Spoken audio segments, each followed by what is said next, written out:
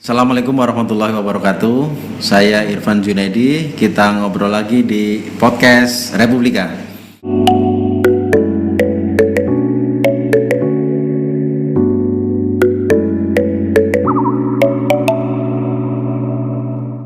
Nah, kali ini kita masih lanjut bicara dengan Pak Ridwan Hasan Saputra. Temanya tentang pendidikan yang efektif dalam situasi COVID-19 seperti sekarang ini yang memang membutuhkan adaptasi kita terhadap kehidupan atau kebiasaan-kebiasaan baru. Pak Ridwan ini selain sebagai pendiri Klinik Pendidikan MIPA juga pendidik, sehingga wajar dan memang sangat berkompeten untuk berbicara tentang model pendidikan yang efektif karena pengalaman mendidiknya sudah luar biasa panjang, Pak Ridwan ya. Apa kabar Pak Ridwan? Alhamdulillah baik Pak Irfan. Baik Pak Ridwan, ini situasi COVID-19 ini benar-benar mengubah pola anak sekolah Ya. yang tadinya ke kelas, sekarang harus pendidikan jarak jauh di rumah gitu ya. Tentu tantangannya berbeda Pak Ridwan. Ya. Nah, kira-kira ini secara umum dulu deh, tips-tips apa sih Pak Ridwan yang bisa diberikan kepada murid-murid sekolah, kepada para guru, kepada orang tua untuk bisa menjalani era normal baru ini dalam dunia pendidikan Pak Ridwan? Nah ini tips ini terus terang seperti biasa kita harus berpikir positif dulu dengan situasi Pak Irfan. Ya.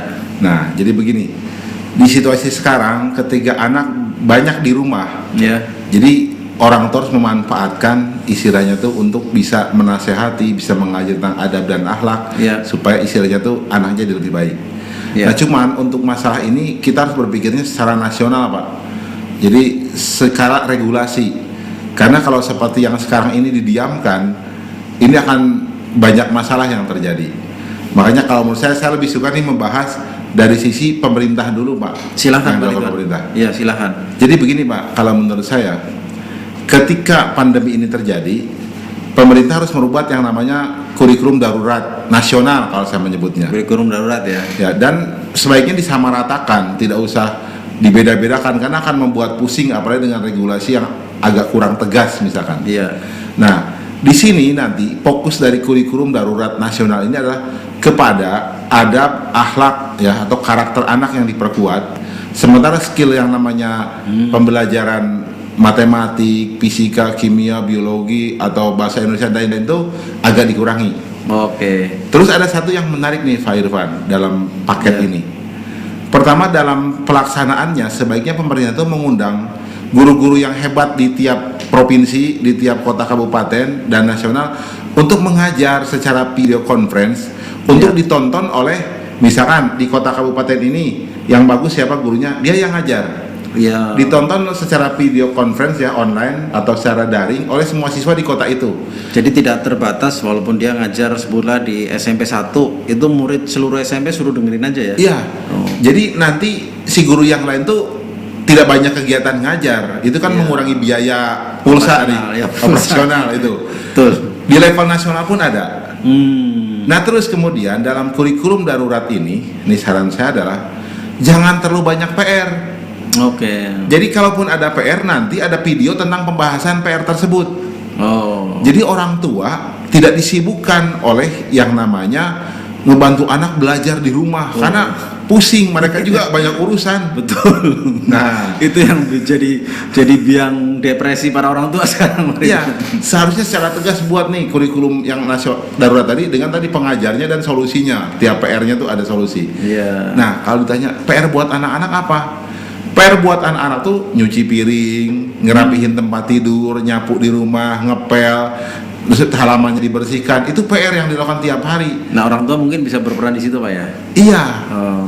Kita tuh terus terang kalau saya melihat kita hanya pada akal saja nih pendidikan kita tuh. Iya. Sementara hatinya tidak disentuh, skill kecakapan hidupnya tidak disentuh, Iya. emosinya tidak disentuh. Nah, bukannya kemarin sudah ada ini Pak, apa istilahnya policy yang menggaungkan pendidikan berbasis karakter Pak Ridwan? Nah, pendidikan berbasis karakter cuman di situ istilahnya melengkapi dari kurikulum yang kuat dari segi akalnya Pak. Oh. Walaupun sebelumnya sudah jauh lebih baik Pak, karena Iya, ada iya. pendidikan karakter yang Iya. sebelumnya kurang diperhatikan. Iya. Itu jauh lebih baik. Cuman maksudnya adalah di situ semacam penambahan. Yang saya maksud sekarang adalah di sekarang karakter jadi panglimanya nih Pak. Oh, sekarang justru harus lebih banyak karakternya. Iya, karena saat ini anggap setahun dah kita memperbaiki karakter. Mudah-mudahan nanti ketika sudah lebih baik, ini anak tinggal dilengkapi dengan ilmu pengetahuan gitu Pak. Posisinya lebih banyak karakternya ketimbang sebutlah skill akademik ya. Nah, ini ada yang menarik. Jadi begini Pak, saya sering bilang bahwa ketika kita punya masalah, berarti ini tabungan rezeki kita tuh mengecil. Iya. Bangsa ini kena pandemi, berarti tabungan rezeki kita sedang mengecil nih. Ya. Ketika misalkan bicara karakter, nih sikap, akhlak, Ya. ini nanti berlaku ke amal soleh Pak dalam teori suprarasional tuh. Oke. Jadi Z-nya membesar.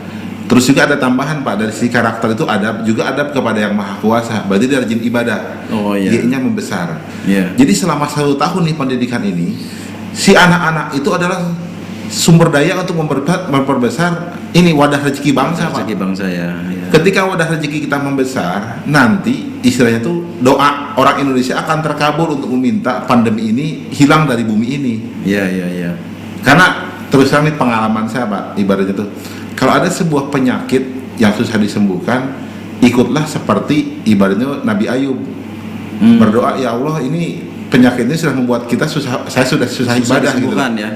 Ini kira-kira COVID udah seperti penyakit Nabi Ayub belum Pak Ridwan? Kalau menurut teori saya sih bahwa ini belum ada obatnya. Iya. Dan ini sudah mulai mengganggu kita beribadah. Kita bisa minta kepada Allah bahwa istilahnya ini sudah mengganggu kita beribadah. Ya. Cuman harus buktikan kalau kita memang beribadah. Ini yang jadi masalah, penyakit datang ibadah kita biasa saja gitu loh, sehingga akan awet. Iya. Makanya menurut saya ketika misalkan anak-anak diperkuat itu ibadahnya, karakternya, itu akan membesar wadah rezeki mereka. Insya Allah COVID ini akan cepat berlalu dan kita punya sebuah generasi yang punya akhlak baik, tinggal diisi dengan keilmuan Pak. Oh, oke.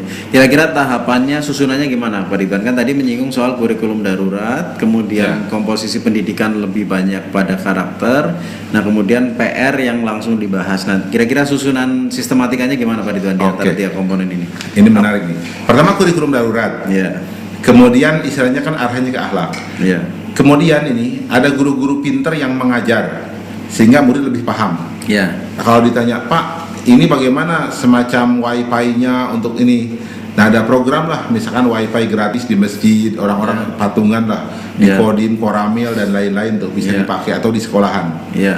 Yang berikutnya, guru-guru yang tidak mengajar tadi itu sebagai jadi guru yang berperan untuk mengajarkan adab dan akhlak tadi. Dan mengajarkannya tidak usah di sekolah, di rumah sekitarnya masing-masing. Jadi zona hijau akan tetap hijau gitu, karena tidak terjadi orang bersilangan gitu. Jadi bisa jadi dia guru SMP 1 ngajar anak dari SMP 7 gitu. Karena rumahnya deket. Nah, supaya adab akhlak terbaik, dan rapotnya rapot darurat juga. Jadi yang ngasih rapot itu bisa orang tuanya, bisa guru adabnya. Plus nanti guru-guru ngaji nih digerakkan Pak untuk ngaji di masjid-masjid yang mengajari anak-anak tadi yang tidak sekolah. Jadi sekarang tuh bahasanya gini, setahun ini kita jangan bermimpi punya target besar dari segi prestasi pendidikan. Sekarang target besar justru prestasi, ibaratnya tuh akhlak, adab dan keimanan. Biar nanti beres. Nah, setelah itu tadi Pak, ini berjalan, ada satu mungkin yang menarik adalah faktor guru. Apa tuh Pak? Nah, kita harus buat bahwa nanti yang namanya guru adalah orang-orang yang mau berbagi ilmu. Jadi bisa jadi nanti si orang tua itu jadi guru buat anaknya, dan si orang tua jadi guru buat tetangganya. Tidak harus pegawai di sekolah tertentu gitu ya maksudnya? Ya, tidak harus pegawai di sekolah tertentu. Dan ini ada yang menarik. Kalau mereka sudah dipahami tentang ilmu suprarasional, pasti mereka akan rela untuk ngajar tidak dibayar. Seikhlasnya lah. Seikhlasnya. Termasuk guru-guru aja yang di sekolahan. Nah, ini mungkin kalau ditanya, bagaimana dong dengan misalkan perkembangan pendidikan kita? Nah, di sini kalau menurut saya, ketika sudah sedang zaman susah ini, janganlah terlalu ideal Pak. Kenapa Pak? Karena kalau misalnya terlalu ideal, akan banyak orang yang mungkin stres Pak. Contoh begini, kalau misalkan kita ingin mengajar secara pikon tentang matematika Pak, itu anak itu sejam saja itu belajar sudah pusing Pak, dan terbahas belum banyak. Kalau misalnya kalau sehari misalnya berapa jam dia, itu bisa stres Pak. Sementara berjam-jam pun itu belum materi, belum tentu masuk ya. Belum tentu masuk. Sehingga fokusnya adalah kepada adab dan akhlak. Jadi fokus itu ibaratnya beriman dan bertakwa yang kita bentuk pada saat istilahnya tuh masa Covid ini. Iya. Contoh misalkan Pak, ini menurut saya nih, ketika Covid ini mungkin pemerintah nih Kemendikbud dengan Kemendak bilang target sekarang itu adalah untuk yang beragama Islam hafal Al-Quran deh. Siapa yang hafal Al-Quran misalkan sampai 10 juz, 20 juz diberikan penghargaan. Jadi lupakan saja dulu pelajaran matematik dan lain-lain, tapi hafal Al-Quran. Agama lain silakan apa gitu selama 1 tahun ini. Mudah-mudahan ketika itu jadi target, insya Allah kita akan beres Pak. Tapi kan mungkin orang suka kadang takut Pak Ridwan nanti kalah kita kemampuannya dengan negara lain gitu. Nah, ini justru yang terbalik Pak. Maksudnya seperti apa? Ini dalam pemahaman saya begini Pak. Gimana Pak? Bangsa kita ini adalah bangsa suprarasional Pak. Jadi bangsa suprarasional itu cirinya begini. Percaya hal-hal yang gaib dasarnya tuh. Walaupun dulu yang gaibnya ke arah yang makhluk halus ya. Iya, mistik-mistik lah. Ya, contoh misalkan waktu zaman dulu Sangkuriang mau membendung sungai itu jadi danau pakai bantuan jin, bandung bandawasa gitu loh. Istilahnya tuh pakai bantuan jin membuat istana candi-candi gitu kan. Nah, sebenarnya bangsa kita itu sekarang sudah mulai benar karena minta bantuannya kepada Allah. Dan kita tuh akan jadi besar ketika kita tuh dekat sama Allah Pak. Contoh, kita tuh merdeka setelah bersatu dan atas berkat rahmat Allah yang Maha Kuasa Pak. Jadi banyak yang beribadah. Justru setelah saya lihat Pak, ini kesempatan kita sebagai bangsa untuk kembali ke jati diri bangsa kita, jadi bangsa suprarasional, dekat sama Allah dulu selama 1 tahun. Nanti akan mengejar ketertinggalan. Ini pengalaman saya, kebetulan saya melatih Olimpiade Matematik Pak ya. Gimana Pak? Jadi ketika saya melatih nih anak nih, dari kelas 3 saya latih, 3, 4, 5, 6 gitu ya saya latih. Terus saya ketemu anak baru kelas 6 SD Pak. Dari kelas 6 SD ketemunya maksudnya. Dia rajin ibadah. Saya ajari Pak ya 6 bulanan. Itu sama dengan kemampuan yang 6 saya dari kelas 3 saya latih Pak. Dan istilahnya tuh malah lebih pinter. Apa itu kuncinya Pak? Karena ketika dia itu dekat kepada Allah dan diajari sesuai dengan bakatnya, dia bisa mengejar ketertinggalan dengan bangsa lain. Makanya nanti Pak, setelah misalkan kita perkuat nih dasar keagamaannya, terus pendidikan kita pun diubah Pak. Nantinya ya. Diubahnya seperti apa? Nih kalau dalam versi saya, Allah tuh menciptakan orang tuh kan dengan beda-beda kemampuan. Ibaratnya kalau dalam makhluk hidup tuh ada yang elang untuk bisa jadi terbang, ikan untuk berenang, gitu loh, monyet untuk memanjat, singa untuk jadi raja hutan dan segala macam. Masing-masing punya kemampuan sendiri-sendiri ya. Nah, pendidikan kita itu yang mengarahkan semua sama Pak, semua jadi pekerja gitu loh. Semua ingin jadi apa, sehingga ibaratnya ada macan disuruh berenang, ada elang disuruh berenang, karena berenang tuh enak misalkan. Akhirnya seperti inilah kita Pak, banyak pengangguran dan lain-lain. Nah, tidak maksimal ya kemampuannya ya. Tidak maksimal. Harusnya nanti yang diperbanyak itu pendidikan. Menurut saya tuh ya akademi Pak. Sesuai dengan keahliannya masing-masing. Skill. Terus yang kedua, yang masuk perguruan tinggi itu, mohon maaf, jangan banyak-banyak. Kenapa Pak? Karena tadi kalau saya ibaratkan ada orang yang seharusnya dia itu macan disuruh berenang Pak.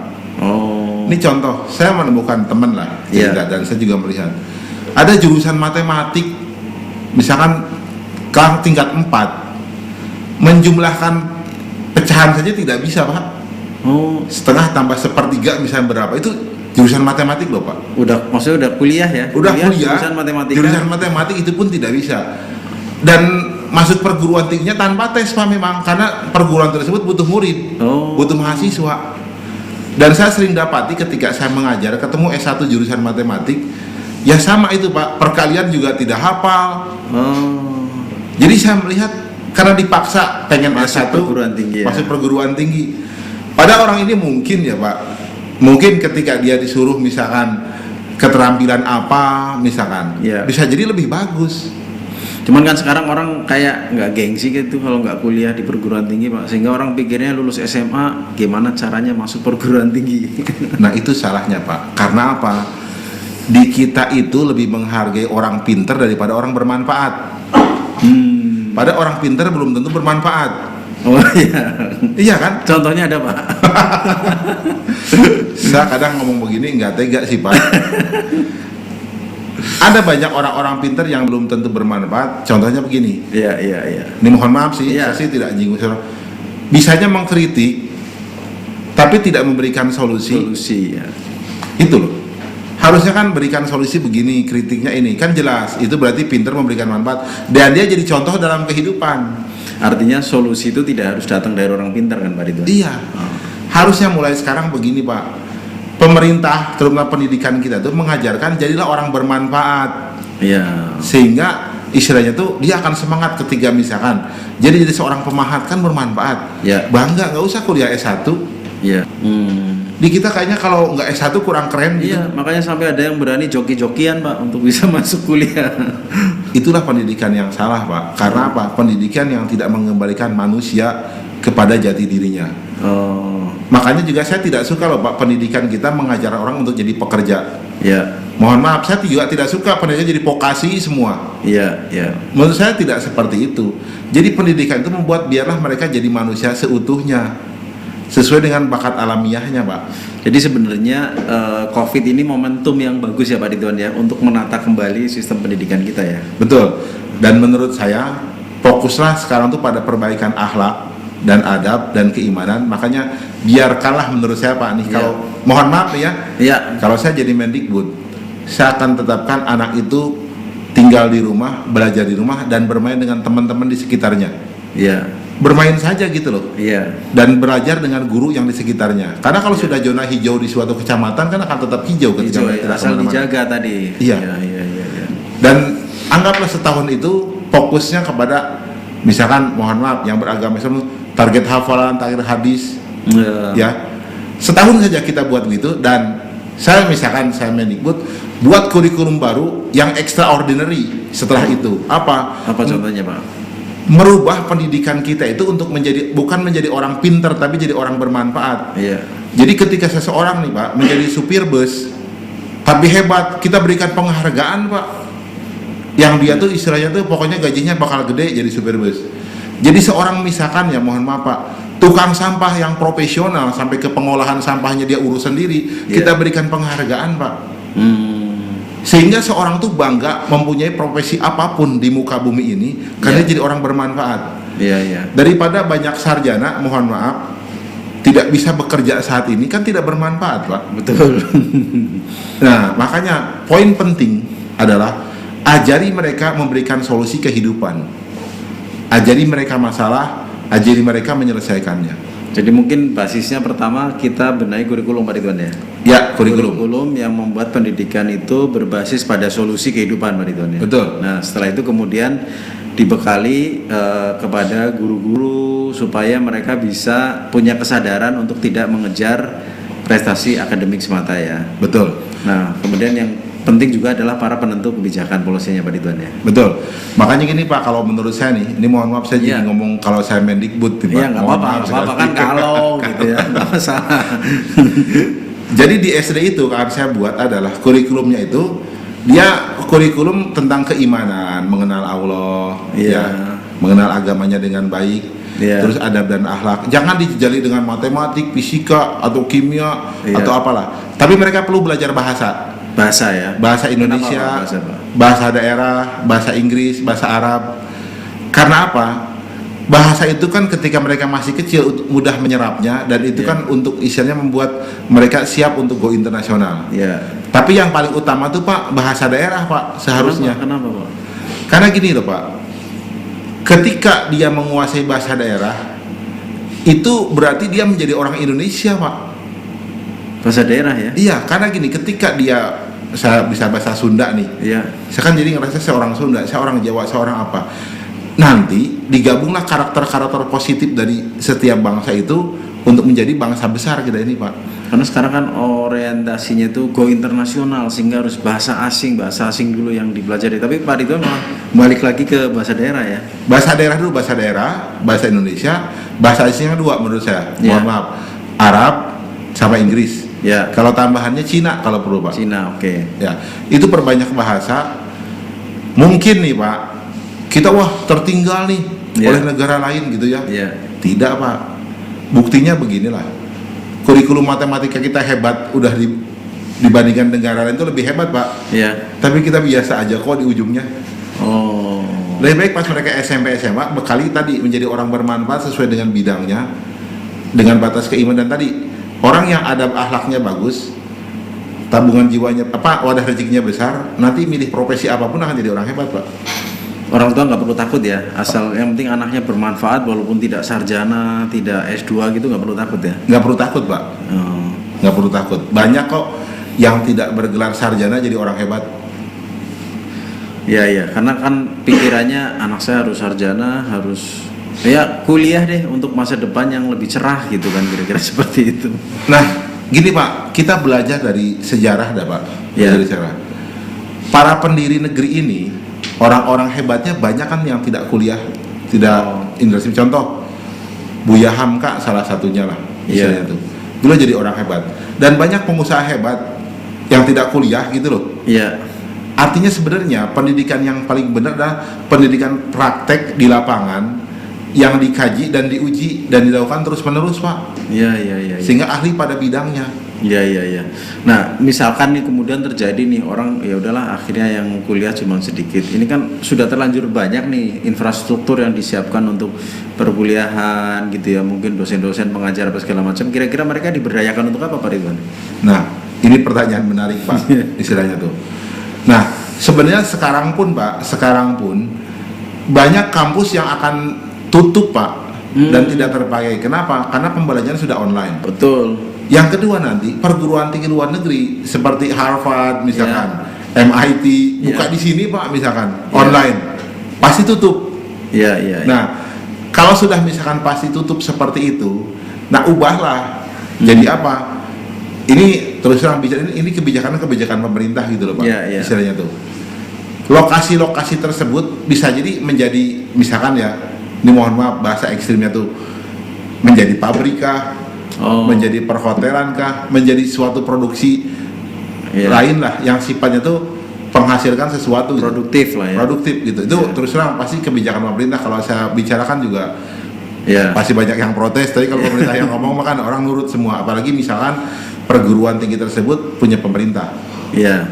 Atau yang kedua Pak, kalau saran saya itu alih fungsi menjadi. Nah, ini yang rada ekstrim. Iya.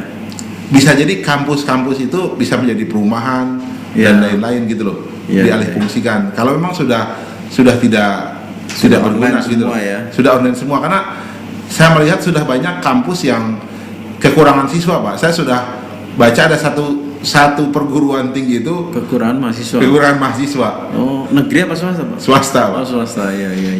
Mereka bingung gitu.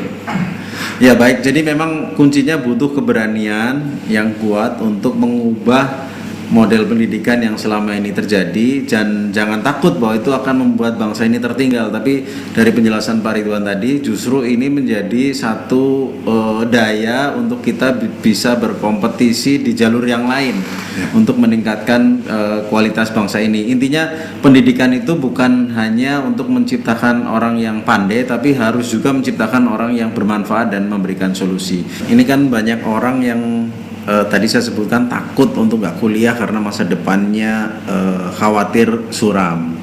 Nah, apakah dengan model pendidikan yang baru ini ada metode pendidikan yang bisa membesarkan wadah rezeki Pak Ridwan sehingga orang bisa lebih tenang untuk berhadapan dengan masa depan?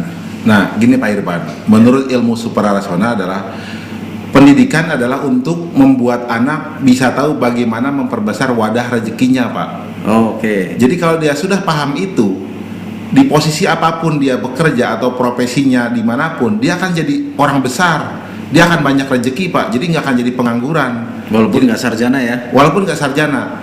Nah makanya saya bilang bahwa sebaiknya pendidikan ketika mereka kecil, ajarkan mereka mengenal Allah, mengenal Tuhannya, adab dan akhlak, ya karakter. Dan bagi yang beragama Islam Pak, ini mohon maaf, hafalkan Al-Quran, hafalkan hadis, belajar bahasa, ya itu adalah proses untuk memperbesar wadah rezekinya. Nanti dia tidak sarjana pun Pak, insya Allah akan jadi orang sukses. Banyak yang tidak sarjana jadi sukses karena wadah rezekinya itu yang besar Pak. Baik, ya.